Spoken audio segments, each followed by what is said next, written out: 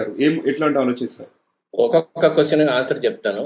Yeah! First basically I was a play right అండి. నేను నాటకాలు రాసేవాడిని. హుహు. దానికి ముందు కొన్ని కథలు రాశాను. ఓకే. తర్వాత నాటకాలు రాశాను. నాటకాలు రాసిన తర్వాత నాటకం కన్నా నవల ఎక్కువ జనాల్లోకి వెళ్తుంది అని చెప్పి నవలా రంగంలోకి వచ్చాను. నవలా రంగంలో మార్కెట్ తగ్గిపోయిన తర్వాత వ్యక్తిత్వ వికాస పుస్తకాలు రాయడానికి వచ్చాను. దిస్ ఈజ్ ది పరిణామ క్రమం. ఇంకా చెప్పదలుచుకుంటే సాహితీ రంగం 4 భాగాలుగా ఉండేది.